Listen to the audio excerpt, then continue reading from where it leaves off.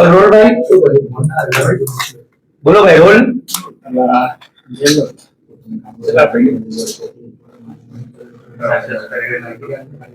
Rolling sir नकली पत्रकार ઝડપી પાડ્યો છે શું છે સમગ્ર કેસ અને શું છે વિગતો તારીખ 12/7/25 ના રોજ ગાયકવાડ હવેલી ખાતે એક ફરિયાદી શ્રી દ્વારા એ ફરિયાદ આપવામાં આવેલી કે એક ઈસમ છે જે પોતાને પત્રકાર કહે છે અને એ પત્રકારે અમારો એક મિત્રો સાથેનો ઝઘડાનો કોઈ વિડીયો હતો એ પોતાના સોશિયલ મીડિયા એકાઉન્ટ ઉપર અપલોડ કરી અને એ ડિલીટ કરવા માટે પોતાની પાસેથી 10,000 રૂપિયાની માંગણી કરેલ છે।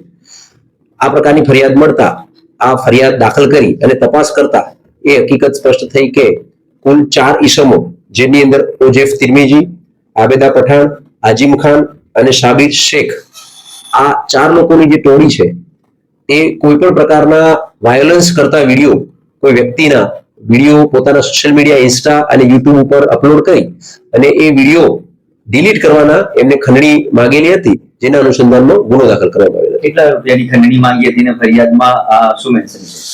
12/7ની જે ફરિયાદ છે એની અંદર કુલ 10,000ની ખંડણી માંગેલી હતી અને એના અનુસંધાનમાં ફરિયાદી દ્વારા એક વિડીયો પણ આપવામાં આવેલો હતો જે વિડીયો સોશિયલ મીડિયામાં પણ વાયરલ છે જેમાં એ વિડીયો ડિલીટ કરવા માટે એમણે 10,000 માંગેલા હતા અને એમાંથી 5,000 રૂપિયા ફરિયાદી શ્રીએ આ આરોપી જે છે ઓજેફ પઠાણ એમની ટીમને આપેલા હતા। આરોપી ક્યાંથી પકડાયા છે અને કેટલા જણાવના ઉપર છે શું વિગતો સામે આવી છે? આજે આરોપી જે છે એ એકચ્યુઅલી ભારત સરકાર કે ગુજરાત સરકારનું કોઈ પણ પ્રમાણપત્ર પત્રકારત્વ બાબતમાં લીધેલું નથી।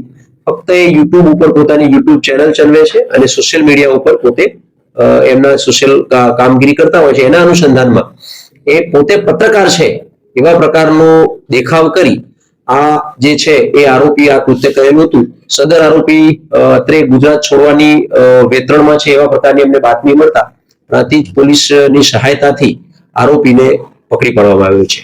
સર ધરપકડ દરમિયાન એને કંઈક કોઈ નાટક કર્યું તો પોલીસ સાથે ઝપાઝપી કે આત્મહત્યાની કોશિશ કરી હતી ઓજેફ તિરમિજીએ?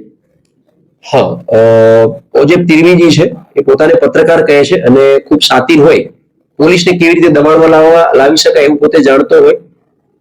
પોલીસ સ્ટેશનની અંદર પ્રાંતિજ પોલીસ સ્ટેશનમાં જ્યારે એને મૂકવામાં આવ્યો અને અન્ય આરોપીની તપાસમાં તે દરમિયાનમાં પ્રાંતિજ પોલીસને નજર ચૂકવી પોતે બાથરૂમમાં રહેલું ફિનાઇલ પીધું હતું અને આ પ્રકારે એવા પ્રકારના નાટક કરી અને જેથી પોલીસ પોતાનું કાર્ય કાયદેસરનું રોકે એ પ્રકારનું કૃત્ય કરેલ હતું। પરંતુ હાલમાં એની તબિયત સારી છે અને સિવિલ હોસ્પિટલમાંથી એને સારવારમાંથી મુક્તિ આપી એને હાલમાં એરેસ્ટ કરવામાં આવેલ છે। કેટલા લોકો હજી બાકી છે અને આ ગેંગ ગ્રુપ કેટલા ગુનાઓ નોંધાઈ ચૂક્યા છે?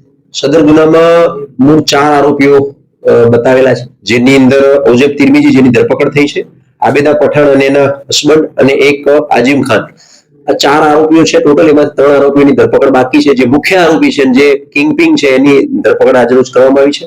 સદર આરોપીઓ અને એમની ગેંગ વિરુદ્ધ ટોટલ 9 ગુનાઓ દાખલ છે જેની અંદર હાલમાં શાહપુર અને ગાયકવાડ હવેલીના 2 ગુના આ પ્રકારે 3 ગુનામાં આ 4 આરોપીઓ વોન્ટેડ છે। સર આજે આખી ગેમ જે અથવા તો કરી હતી કઈ રીતના સાથે ઘટના હું બધાને તમારા પ્રેસ કોન્ફરન્સના માધ્યમથી તમામ જેટલા મીડિયાના મિત્ર છે તમામનું અભિનંદન પાઠવું છું। તો સૌથી પહેલાં કહેવા માગું છું કે કેટલા દિવસથી એક બંટી પબ્લિક કરીને તોડબાજ પત્રકારનું એક કેમ્પેન ચાલે છે। એ કેમ્પેનમાં સમગ્ર ગુજરાતના જનતાએ એનું ભાગ લીધું છે। અમદાવાદ શહેરની અંદર જેટલી જનતાએ અમને સપોર્ટ કર્યું છે એમનો અમે અભિનંદન પાઠવીએ છીએ। और બીજી વાત કહેવા માગું છું કે જેવી રીતે આ તોડબાજ બંટી પબ્લિકનું જે કેમ્પેન ચાલ્યું લોકો હેરાન પરેશાન થઈ ગયા છે। જનતાએ એ લોકોને જેવી રીતે એમનો સામનો કર્યો છે લોકોની ઇજ્જતને એ લોકો તમાશો બનાવી નાખ્યું હતું। વિડીયો એ લોકોના ઘરમાં ઝઘડો થયો, કોઈના ઘરમાં ઝઘડો થયો, કોઈના મિત્રતામાં ઝઘડો થયો, એ વિડીયો વાયરલ કરીને એને લિંક મોકલવાનું, એને ધમકાવવાનું અને કહેવાનું કે તમારે આ લિંક ડિલીટ કરવી હોય તો મને 5,000 રૂપિયા આપવાના, 10,000 રૂપિયા આપવાના। આવી રીતે ધંધો કરવામાં આવતા હતા। બીજા પત્રકાર ભાઈઓને બદનામ કરવાનું એક કાવતરું આ લોકો કરતા હતા। એવી રીતે અધરક જે મશીનરીની સ્કીમો છે। બીજી જવા જઈએ તો આપણે દેશના અંદર જે વોર ચાલી રહ્યું છે પેલેસ્ટીનના અંદર જે વોર ચાલી રહ્યું છે એના અંદર પણ એમના માનવતાની દ્રષ્ટિઓ પર સમગ્ર દેશના જેવી રીતે માહોલ ચાલી રહ્યો છે એના અંદર એ લોકો બેનરો છપાયા હતા।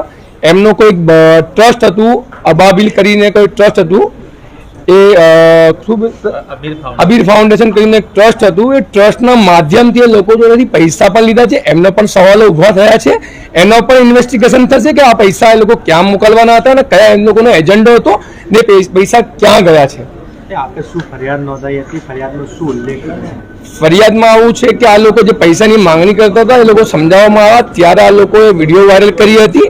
એના અનુસંધાને મારા વિરોધમાં આ લોકો એક વિડીયો વાયરલ કરી ઇન્સ્ટાગ્રામ ઉપર ને મને અભદ્ર શબ્દોમાં વાત કરી હતી મારા ઉપર ને મને બદનામ કરવાનો કાવતરો એ લોકો રચ્યો હતો. એના વિરોધમાં હું સાયબર ક્રાઇમની અંદર હવે ગાયકવાડ હવેલીમાં પોલીસ ફરિયાદ દાખલ કરી છે ને અમે માનહાનિનો કેસ પણ હું अपने कोर्ट में। अगर आपको दिलचस्प और जानकारीपूर्ण वीडियो पसंद है तो हमारे YouTube channel Muslim of Gujarat को अभी सब्सक्राइब करें, वीडियो को लाइक करें और ज़्यादा से ज़्यादा शेयर करें ताकि हमारा संदेश दूर दूर तक पहुँचे। आपका सपोर्ट हमारे लिए बहुत मायने रखता है। शुक्रिया।